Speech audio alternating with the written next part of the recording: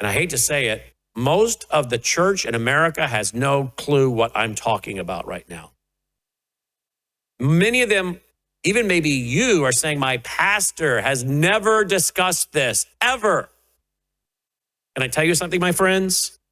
God is not finished, nor will he ever be, with the church. But I believe God is finished, done, with most of what we call churches in America and around the world today. He would say to many of them on judgment, depart from me, I never knew you, you worker of iniquity. But did we prophesy in your name and cast out demons in your name? Depart from me, I never knew you. Sad thing is, many people are looking for revival to come from the church, and put quotes around that, your local church. Revival should come from the church, ecclesia, called out ones. Stop waiting on the nonprofit on a corner somewhere to bring revival. The church is ecclesia, called out. If you have a New Testament fellowship made of people that are part of the church, ecclesia, amen.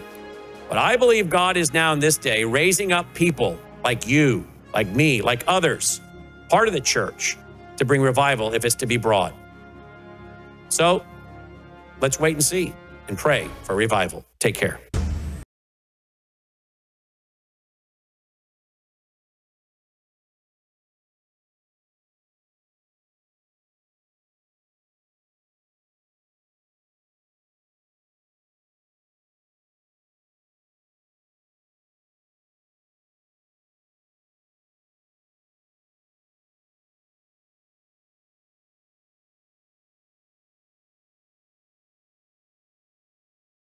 For the global war on terrorism, he authored the first theater nuclear war plan and served as the vice commander of America's largest airborne intelligence wing.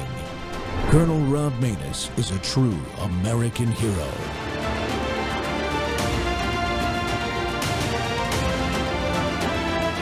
This is Rob Maness Live. Read, hey fascist, exclamation point. Catch, exclamation point. Do you think Donald Trump is a fascist? Yes, I do. No one has ever been more dangerous to this country than Donald Trump, and he is a fascist to his core. Hey, let me shut down the Senate! We are at war! We're in a war right now. We are at war. So you have to be willing to do whatever is necessary in order to save the country. And that's why the gloves are off. Donald Trump and the MAGA Republicans represent an extremism that threatens the very foundations of our republic. And yes, there are many threats to democracy. We see it with these extreme candidates. I just don't even know why there aren't uprisings all over the country. Maybe there will be. You can only push people so far. And then they start to take matters into their own hands. What the American public want is for us to bring actual weapons to this bar fight. This is an actual fight. You know, this is literally call to arms. The MAGA movement is a threat. But Michelle says that, when they go low, we go high. No. With all due respect, if they go low, we don't go high. When they go low, we kick them. We take them to the mud and choke them out. And make sure that they stay down. And you know what? Kick them when they're down, because they deserve it. Get up in the face of some Congress people. We are going to be in your face. We are going to be on your... We have to fight this in the streets. We're going to fight it in the streets. It's time to step out of your comfort zone and step out into the streets. To our Republican colleagues, if you do not see the light, we will bring the fire. Resist! You and your little friend off of Twitter. Y'all about to find out. And if you see anybody from that cabinet in a restaurant, in a department store, at a gasoline station, you get out and you create a crowd. And you push back on them. And you tell them they're not welcome anymore, anywhere. He's not going to have a third term. He may not finish this term. That's the last few days you woke up thinking there might be news. Just saying. Just saying. There will be news sometime. Just so you know, there will be news.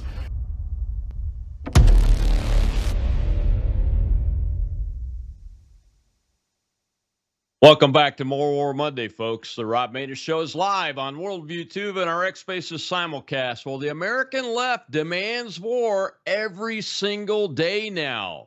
Did you notice those calls for violence by leftist elected officials go back a decade or more? When the people you believe are telling you the truth call for you to commit violence on your fellow citizens repeatedly, don't you tend to want to do what they say? That is the core of what is wrong right now inside of America. But it's worse than you think it is, my friends. While these people have been in power, they've let our country be infiltrated by communist Chinese males, Islamist Nazis, drug cartel gangs that are more vicious than any other nation state enemy we've seen. And they've created a homegrown red green woke alliance that gets assistance from them to commit heinous acts of terrorism like what just happened to Charlie Kirk. I said it. It's an act of domestic terrorism by Antifa. Mark my words. Well, my guest today to dig into all this is Brian Stahl, who is running for Congress in Texas's 6th District. Brian is a Christian, husband, father, law enforcement officer, and lifelong public servant. For 20 years, he was proudly worn the badge to protect and serve our community, and now he's ready to take that service to the next level. He currently serves as a councilman and mayor pro tem for the city of Covington and a task force officer with the Department of Homeland Security's Homeland Security Investigations. Brian, welcome to the Rob Maness Show. Colonel, thank you very much for having me. I really appreciate it. Hey, I wish it was better times. And normally, I don't have candidates on More War Monday, and we're talking about different types of conflict. Some the United States is involved in, some not, that are Right. outside of the country. But the last few episodes of this, we've had to talk about the war that the left is trying to initiate. They're in a non-kinetic war right now, but they're trying to initiate a complete civil war, a shooting war, and we've got to talk about it so that the American people understand what we're facing here, don't we? No, I agree 100% with you. And, the biggest thing that I gathered from the intro there is words matter. You know, Yeah. Words absolutely matter. And when they're said on, national television and they're spoken by elected officials, people decide to actually act upon those words and take up arms. And you're right. What they did to Charlie Kirk is disgusting, and it is something that needs to be, dove into even deeper than we have. And I think the FBI is doing a good job with that. I heard some stuff on it this morning, but no, I mean they're bringing war to us, and they're trying to silence us because they realize that when they can't, beat somebody like Charlie uh, in a debate, then they decide to use bullets, and that's not okay. That's something that we cannot stand for in this country. Yeah, but we've allowed it to go on for decades, We since have. 1962. This has been happening. And when you look at the assassination modeling of what these assassinations all look like, the political ones, they all follow the same model.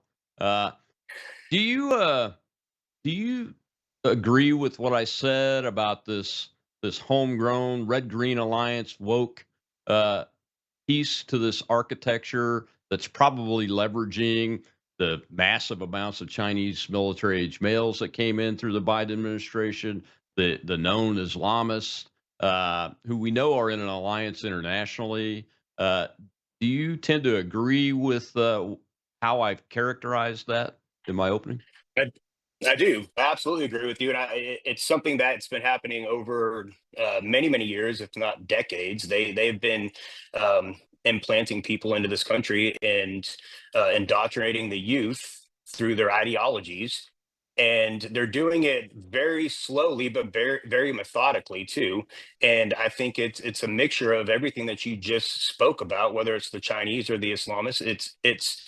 It's a real problem in this country, and I can't thank Donald Trump enough for doing what he's done at the border to try to curtail some of that, because just as well as I do, over the last administration, the border was wide open, and there's no telling how many of these terrorist males or people in general that have made it into the country and are just sleeper cells waiting to carry out whatever orders are given by whoever decides to give those orders.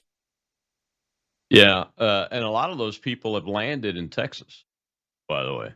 That's what I hear They have. anyway from folks that I've interviewed that will tell the truth.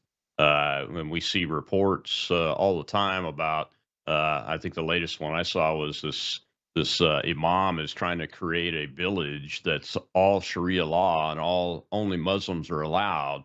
How do you think that we should handle that?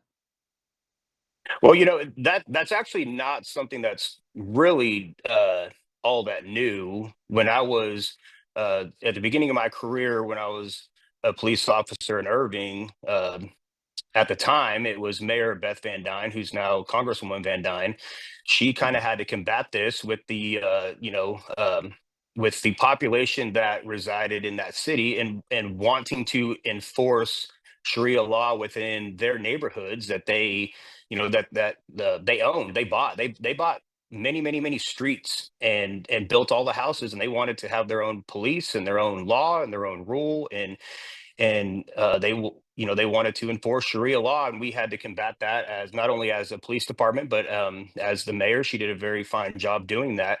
So that's not something that's really uh, new. As in the last couple of years, they've been trying to do this for 10, 12 years. This has been going on, and I've known about it. And to your actual point about a lot of them landing in Texas, yes, I've been briefed by several individuals and the government, and there is a large population that is forming in North Texas, and it's very troublesome and worrisome to hear some of the people that are coming over and basically acting as if they're just normal citizens when um, their past history in other countries show that they are anything but that, and it's worrisome to me about what could possibly come from this. And so yes, you're right, absolutely. There is a lot of them landing in Texas. There's a lot of them landing in North Texas, as well as all over the country.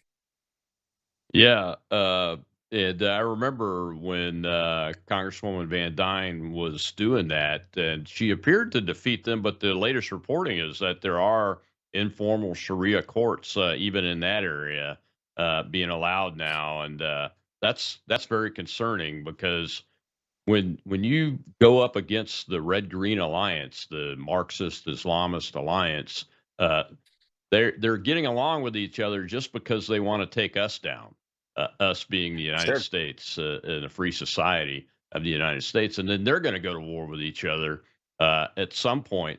When you when Eventually. you uh, when you as a councilman, a mayor pro tem, have you personally seen the law enforcement folks in your area be challenged with having to deal with this stuff yet? Not so much down where I am actually a city councilman, but where I currently work in a very large metropolitan DFW city. Um, we have to combat that to some extent. It's not to the extent that we're seeing a little further north, kind of in Minneapolis, obviously, or out west, but it's getting to the point to where it's starting to gain momentum, and it's something that needs to be addressed, and it needs to be met with appropriate force to combat those things from happening. Do you think law enforcement has the right authorities to be able to combat this, especially if there's an international connection?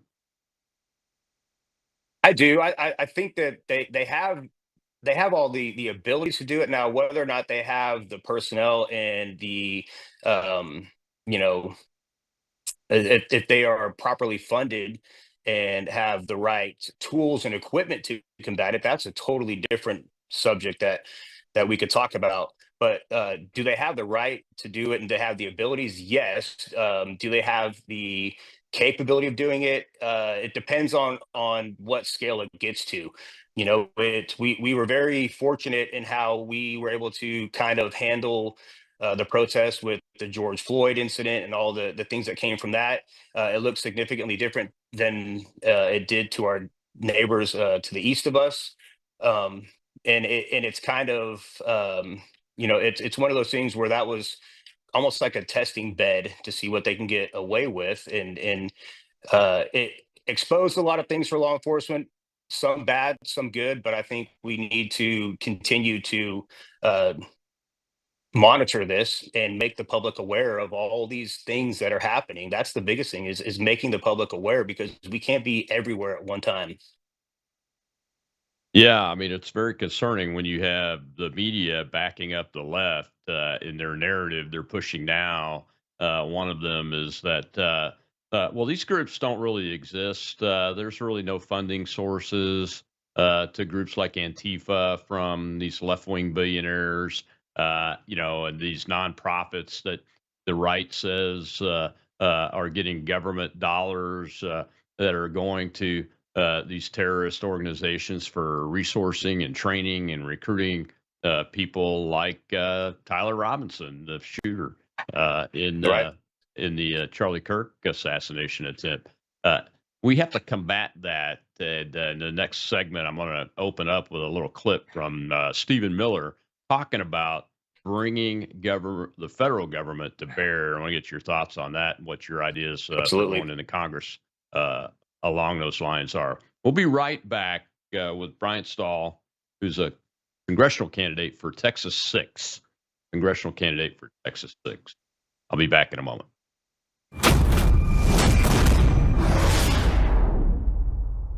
You woke up with a sore throat and a low-grade fever. You know you are getting sick. So here's your choices. You can get sicker and miss work. Try to see a doctor this week, or sit hours in a crowded waiting room at urgent care. I have a smarter option for you. Open your medical emergency kit. Match your symptoms to doctor-recommended prescription in your booklet and take the right meds now and get well faster. This is not a first aid kit. It's like having an urgent care in your home. It includes doctor-prescribed medications to treat over 39 medical issues like respiratory infections, strep throat, pneumonia, UTIs, and more. No waiting to see the doctor and no standing in line at the pharmacy. It's right here. Every home should have at least one medical emergency kit, and here's how to order. Go to worldviewhealthcare.com. Your kit to treat dozens of common and serious illnesses is rushed to your door. worldviewhealthcare.com. That's worldviewhealthcare.com.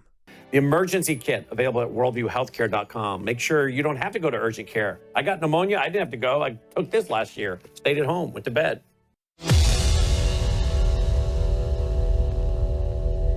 Walk me through at a high level, like what you and I have been working on, what the whole administration has been working on to try to make sure that we don't reward and promote this craziness.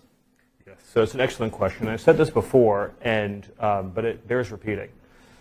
The last message that Charlie sent me was, I think it was just the day before we lost him, which is that we need to have an organized strategy to go after the left-wing organizations that are promoting violence in this country. And I will write those words onto my heart, and I will carry them out.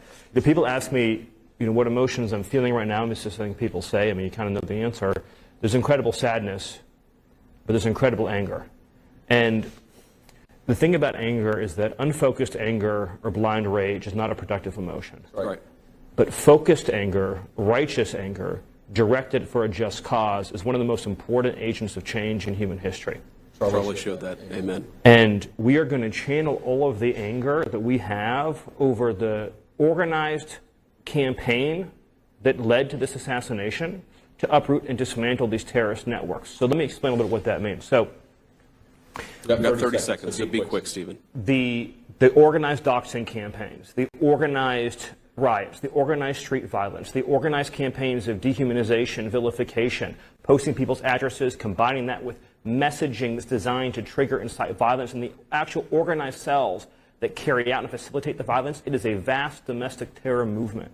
And with God as my witness, we are going to use every resource we have at the Department of Justice, Homeland Security, and throughout this government to identify, disrupt, dismantle, and destroy these networks and make America safe again for the American people. It will happen, and we will do it in Charlie's name. Welcome back to the Rob Maness Show. Unfortunately, we're having to talk about the domestic war that the left wants to happen inside the United States of America. The evidence is clear, my friends. The evidence is clear. The opening clip in my at the top of the show showed only Democrat elected officials, other than the very beginning where the Utah Republican governor was describing the Antifa terrorists, transgender terrorist markings on a shell casing that killed Charlie Kirk. All the rest they weren't activists. They weren't non-elected people. They were all elected officials serving in the government of the United States at various levels when they said these things, calling for war against half of the American people inside this country. And it's led to things like the public execution of Charlie Kirk simply for exercising free speech. Think about that. For his words, folks, for his words, a young man was radicalized, trained, resourced, and given a target that he successfully executed on and publicly executed Charlie Kirk on live camera for his words. And not just that, he's the one guy on our side of the aisle. Some call him, he's the nice guy. He invited people that opposed his views to come to the microphone and state their case and give him an opportunity to engage with them willingly. Never shut people down. He never shut people down. He never ridiculed people. The man didn't even use profanity and didn't show any anger. And they did it anyway because they're trying to start a war, an all-out war between us inside this country. And we're not going to do that. You can go find clips of people on our side of the ideological spectrum talking about war, etc., but none of them are elected officials. None of them. None of them are supported by a Democrat party. None of them are supported by billionaires that are doing things like buying off district attorney seats so that district attorneys that get elected can release murderers back into society without bail. It's unbelievable what's happening in this country, and it is all part of a plan to completely destroy the constitutional republic that we have spent 250 years building and defending. And we've got to fight that.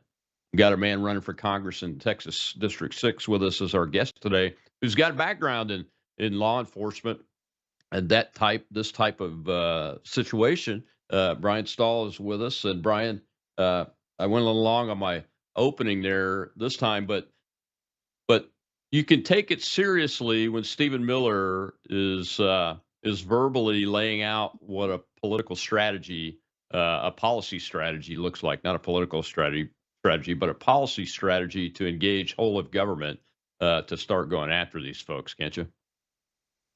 Yeah, absolutely. And I think he laid it out beautifully, and it's something that needs to be done. We need to, seek these people out and prosecute them to the fullest extent of the law. And I know for a fact, because I've been a part of these things where there are paid protesters, there are people funding this kind of, violence that's going around across the nation. And I've literally seen groups show up and trucks show up, and they will pile bricks and frozen water bottles and all these things in different intersections and leave them for the protesters. Obviously those people are paid to do that. They're prepping for this big protest, and then you see large buses show up, and people pile out of these buses, and they're being funded by several different people to go and cause chaos on American streets for their ideology, or the fact that they are trying to combat somebody like Charlie, who was a true godsend to this country. And I think you said it very, very well, that, he never spoke ill of anybody. He never cursed at anybody. He never yelled at anybody. He invited anybody and everybody to come have a discussion. And I think that's what needed to happen. And I think him doing that on college campuses really opened the eyes of a lot of young people in this country, and kind of showed them a different perspective from what they are being indoctrinated with in the collegiate system, and in actually all schools through the United States. And I think that that started to scare a lot of people, and the amount of support that he was gaining, uh, it was something that they couldn't control. And when they couldn't control it, they had to end it. And unfortunately, they decided to end his life. And that's it's something that's very near and dear to me, because I'm personal friends with several members of his security detail that were there that day. So it's sickening, and we need to put a stop to it. We need to put a stop to the funding. We need to put a stop to all of these kind of things that happen in our country. And just for words, just for having an opinion. It's horrible what we're going through. It is, and it's so antithetical to here in the 250th year of the Declaration of Independence, the men that wrote that and put those values down on paper to tell King George to basically take a leap, and that we were leaving the United Kingdom or Britain, whatever it was called then, by force if necessary. They would those men would be looking at this and going, why are Americans who are so prosperous and so free even today doing this to each other? It will bring, they would say, it's going to bring the house of cards down. Well, we've got a question over in our live audience. Let's go ahead and take that before we get to the break. Our host over there is Shell. Go ahead, Shell. We have AJ, sir. Thank you, Shell. Thank you, Colonel. Mr. Stahl, it's a pleasure. Over the years, due to all these campaigns of defund the police and all the protests that took place, where police were also told not to arrest people due to corrupt leadership, or even at the political stage by the mayors and so forth, has caused this sort of reshuffling of law enforcement members, where they just left certain departments and moved to the others, and other officers remained where they were, and they tend to be ideologically in concert with people that they were told not to arrest. So as a citizen, when we say, hey, I back the blue, there's a voice now in the back of the head going, well, which shade of blue is that? Because the blue used to be just a single shade. Do you have any opinion on that, sir? Thank you so much. Yeah, absolutely. It's one of those things where the whole defund police movement obviously started on the left, and it's something that gained a lot of traction. And I think they realized real quick that it was probably not the best idea. Thankfully, we're starting to see the pendulum swing in the other direction.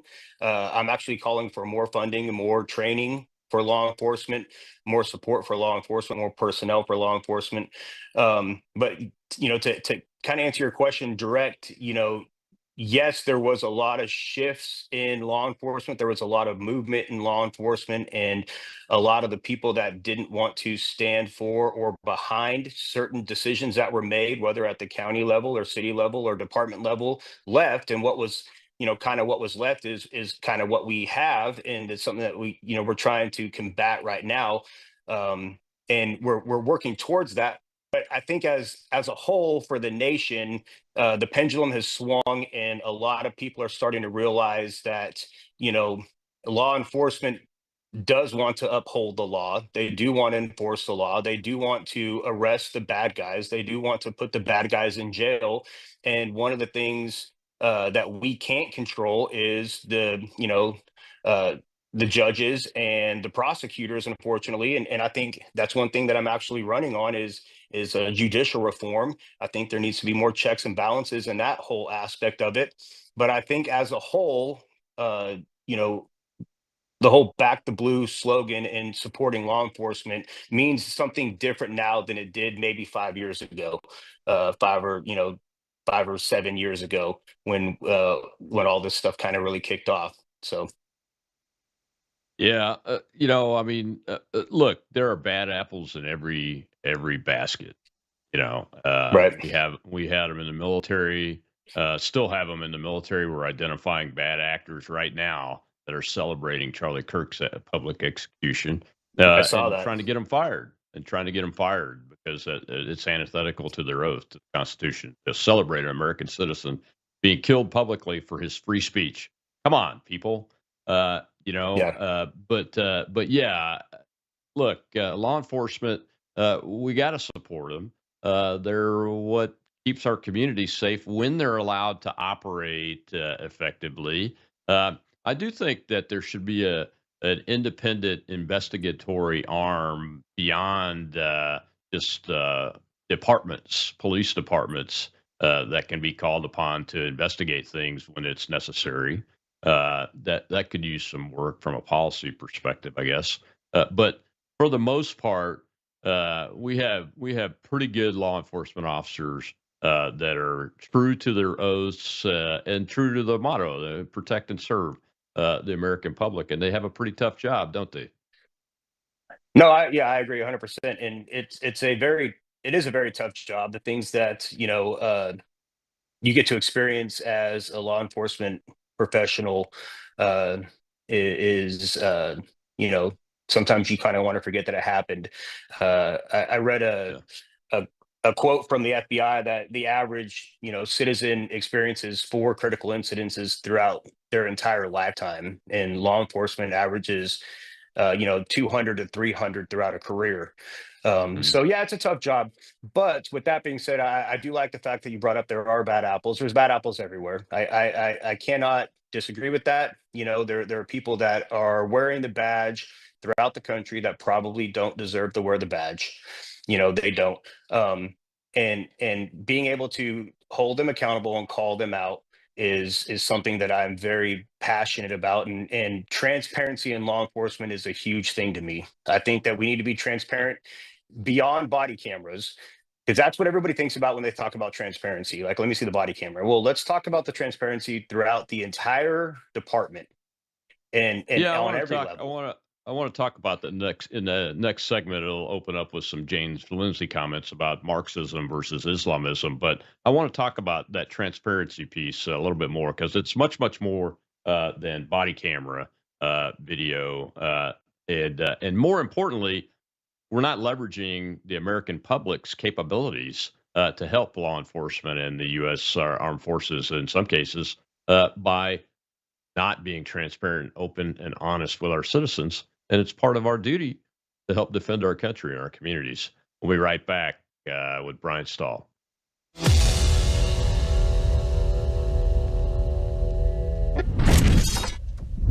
The businessman from Texas that spent years trying to bring the perfect red heifers to Israel is coming to speak in Collierville, Tennessee, outside of Memphis, on Friday night, October 3rd, Saturday, October 4th. They now have sacrificed one of those red heifers. There it is burning. They've now gained 10 gallons of ashes.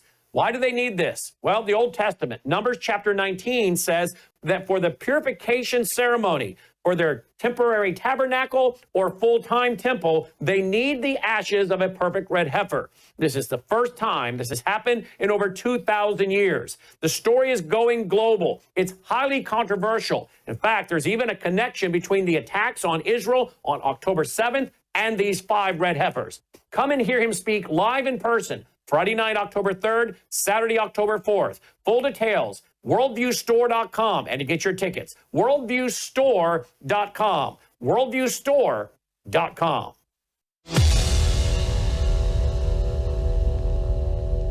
The Islamists want to tear down Christianity. They want to destroy Judaism.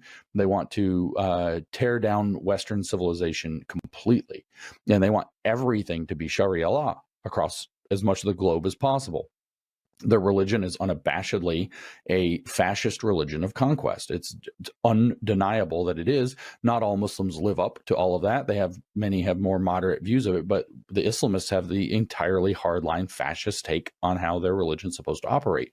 And so they will team up because they're desperate to also overthrow the West. They'll team up with the communists or the Marxists or the woke who want to tear down the West at any cost and think that that liberates oppression. And they have a whole complicated BS theory for why, the Muslim is the oppressed minority and the radical is actually just another communist revolutionary, rather than the fact that this was all really set up by the Soviets as a very useful tool to try to destroy the West, and encouraged by the Soviets and also by the Nazis to try to tear down free societies. And now we're stuck dealing with this huge problem that they largely created. Well, there's all these complicated theories for why they work together, but the fact of the matter is that both of them want to tear down the same thing. Both think that they're going to come out on top, but like you said, the Islamists have a vision. They know what they want. They want Sharia, and that's an entirely well-developed system. I'm not saying it's a good system, but it's developed. Then they know what it looks like. They know how to implement it. They know how to set up the institutions that are going to guarantee it. And they can very quickly take over a society and implement it. Welcome back to the Rob Maness Show. It's More War Monday again. And unfortunately, we have to keep talking about this internal war that the left wants to wage on the rest of American citizens, those of us who still believe in the Declaration of Independence and the constitutional government of the United States, that document established, and that it should be there to protect our liberty and provide for the national defense and ensure our posterity. That is what we believe, but they believe in the opposite. And that was Dr. James Lindsay there with a brief overview of the Red-Green Alliance, focusing on the Islamists there, because that is really the most dangerous we face, is because they know what they want.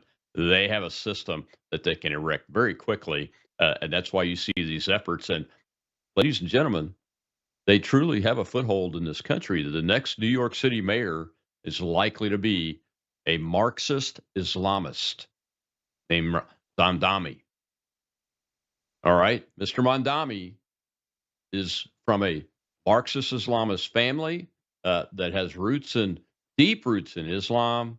And every word that comes out of his mouth, go look at what he says, talks about implementing communist plans like command economies, like owning grocery stores, government owning grocery stores, which is a complete disaster whenever the government's tasked with running something like a grocery store. And people starve to death. That's what ends up happening.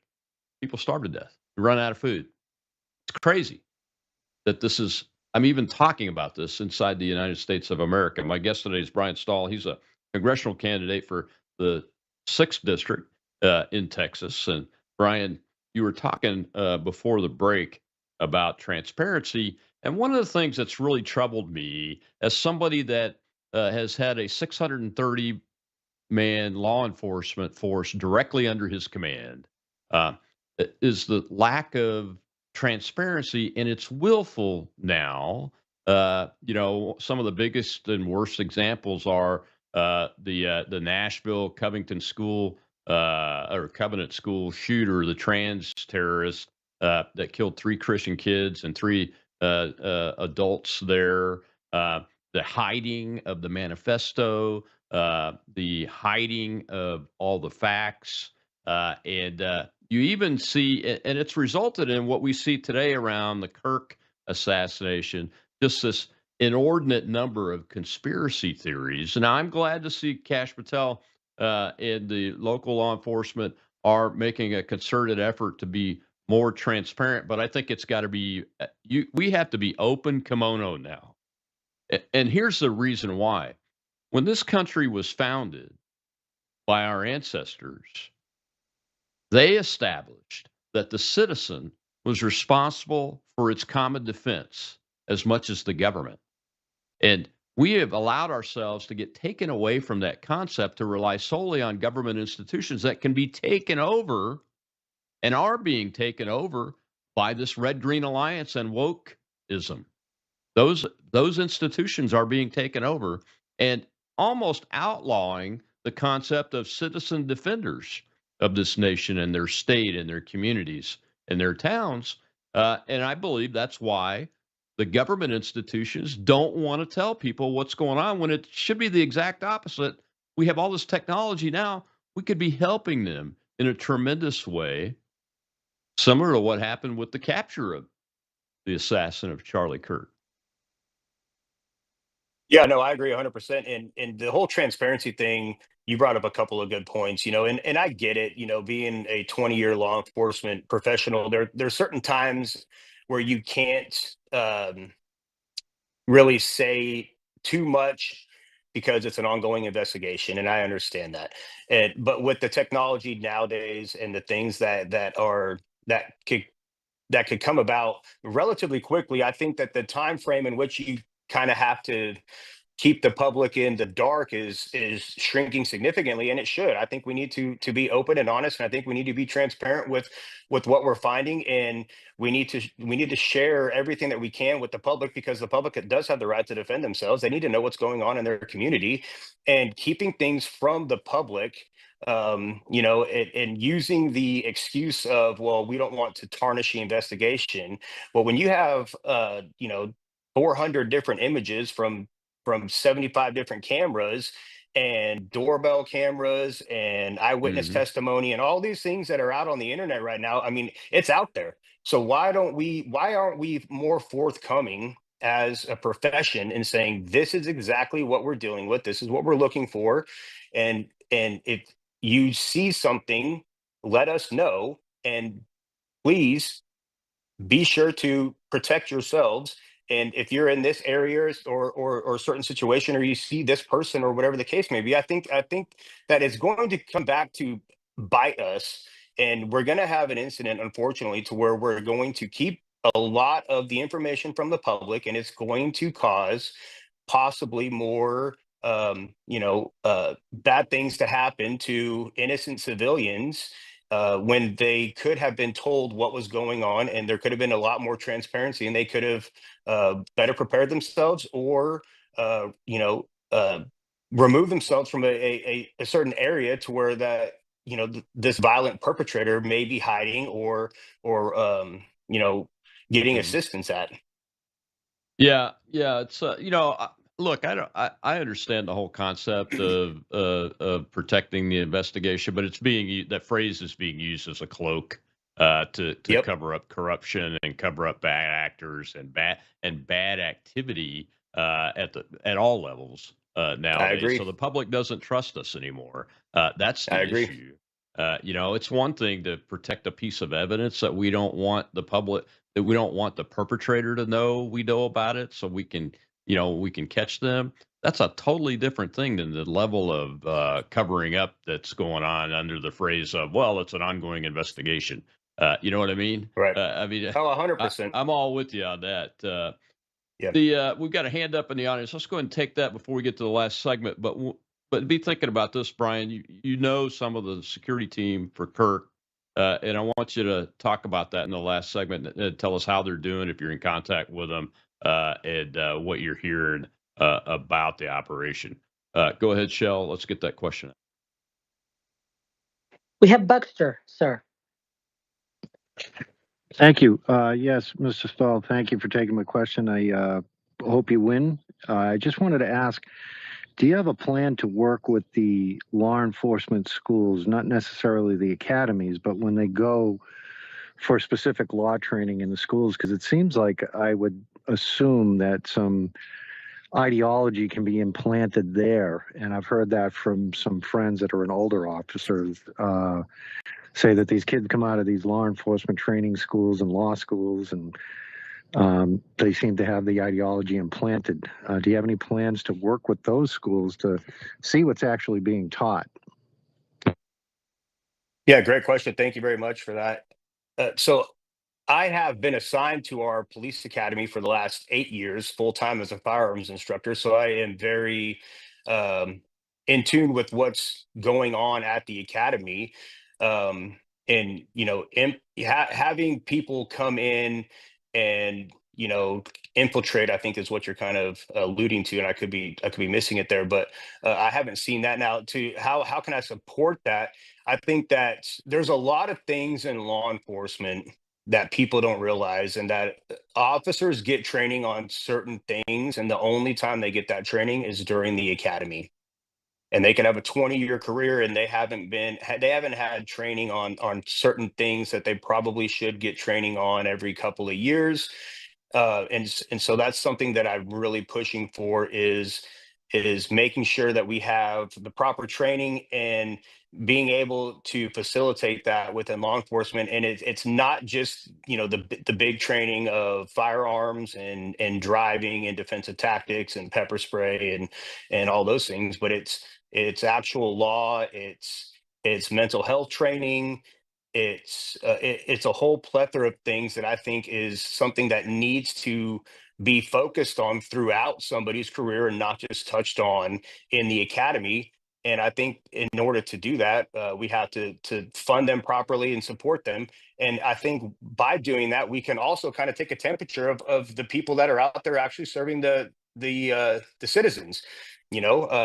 It's much easier to kind of to get a grasp on what an officer is going through or how they're feeling or what their thought process is if you make them come back and train them on certain things and put them through different scenarios where they have to make decisions and they have to justify decisions and they have to do all these things. I think we have a better understanding of where their head space is at, right, wrong, or indifferent. And if we see something that is alarming to us, then we can address it and maybe provide further training or go a different route if it's for the betterment of the community and the department.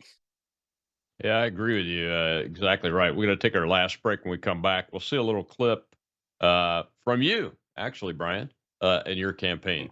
We'll be right back with Mr. Brian Stahl.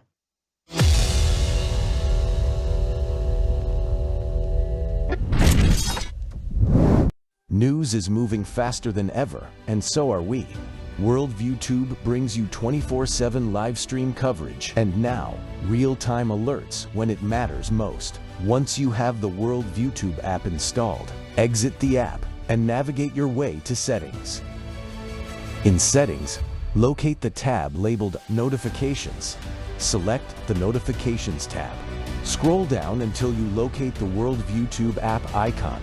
Select the tab, and here you can turn on and customize your notification experience for the Worldview Tube app. News doesn't wait, and neither should you. Turn on push notifications to stay informed. Every headline as it happens.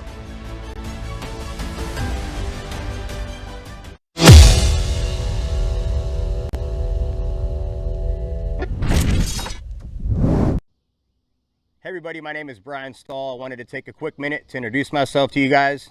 I've been in law enforcement for 20 years. I'm a proud Christian, strong conservative, proud parent of 3, and husband to a beautiful wife. We're out here in Hill County, Texas in District 6, where I'm excited to be running for U.S. Congress. I want to continue to serve my community like I've done for the last 20 years by serving the people of District 6. I want to take the fight to Washington, but I need your help. I need to hear from you guys. I want you to know that you can reach out to me. Leave me a message, send me an email, leave me a phone number and I will contact you. You can also contact us on our website, stallfortexas.com. I can't do it without you. I need your help. I want to fight for you. Let's take this to DC. Let's make a difference. God bless you guys, and we'll see you on the campaign trail. Welcome back to the Rob Maness Show. That's my guest today, Mr. Brian Stahl, a congressional Texas District 6 candidate for 2026. But we've had to, unfortunately, we've got to keep talking about this war that the left and its partners want to create inside the United States. It's a deadly proposition. And Brian, welcome back. You said you know some of the security team members on Mr. Kirk's security team. I just wanted to ask you if you've been in contact with them. How are they doing? I mean, that's devastating. I've done protection work both as a worker bee and as a commander before of even the president of the United States, and I know I would be devastated. Yeah, it's been a long 12 days or so. I was in contact with them within an hour of it happening. Hmm. There's two guys that I'm very, very close with. Um, one of which was there, and I got a lot of uh, details from um, well before it was made public.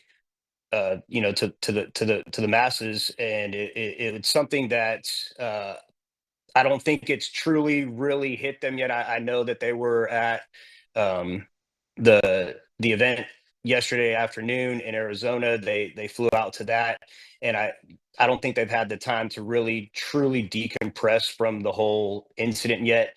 They were very, very close to Charlie. They were personal friends of Charlie, and they're very, very close to me, personal friends of mine.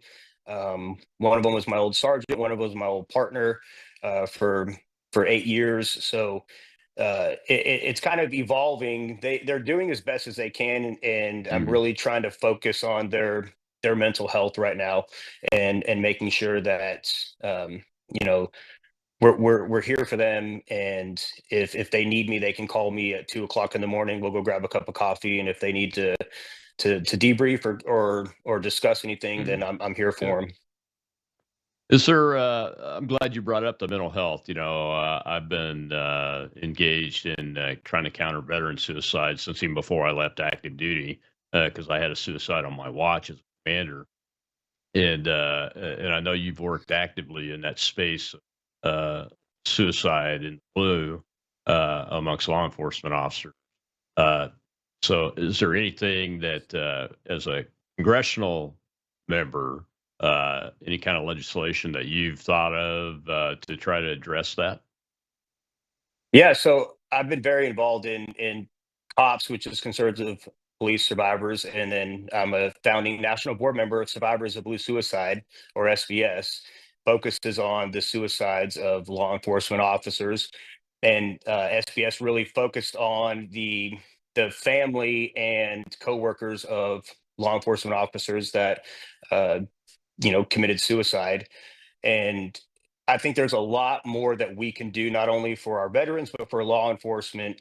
And I think that we need to Hmm. support them. I think there needs to be a lot more programs, quite frankly, like the COPS program, to provide open dialect and to provide non-judgmental conversation, and to make sure that they understand that it's not taboo. And I think there's a lot of retreats that are out there that are really good, that bring a lot of people together, that are kind of suffering from the same thing, but they don't feel like they can say it because they may be judged. So funding programs like that for our law enforcement, first responders, firefighters, police, paramedics, and our military personnel, I think, is something that's huge, because unfortunately, that is the number one life taker when it comes Hmm. to veterans and a lot of law enforcement personnel. There's a lot of I've lost four close colleagues to suicide throughout my 20-year career, and there's a lot of veterans that decide to unfortunately take their own life. And I think that we could do so much more for them, and we need to do so much Hmm. more for them, and we need to provide those services. Absolutely right. Well, let those guys know that that they're in all of our prayers, and we're pulling for them. A lot of us understand exactly what they're going through, and we want them to be successful. Is there anything that you've talked about with them that they may want the public to know about, that the public should know about, that they feel like is getting short shrift in this whole scenario?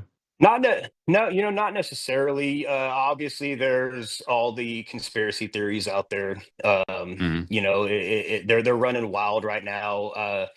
I think that the FBI is doing a great job in kind of putting out what they have so far. I from what I know, it's what is being portrayed. And I know kind of the behind the scene things that happened after Charlie was shot.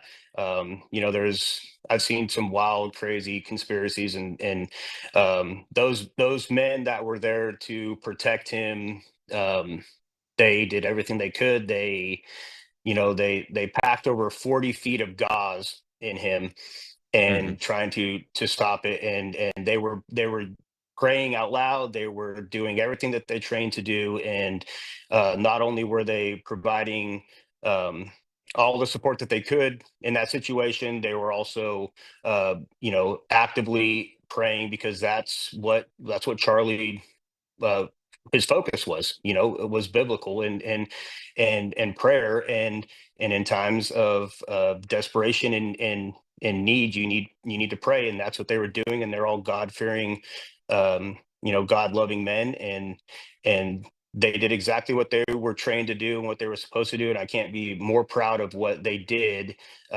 in that devastating instant, and then the hours after that. Well, thank you for sharing that. I appreciate that. I knew that would be a tough question, but well done, well done. On the subject of Christianity, you're a Christian like I am. I keep seeing this pejorative. It's been used against me before, but it's being used against Charlie and everybody, all of us that still believe in the Declaration of Independence and the Constitution.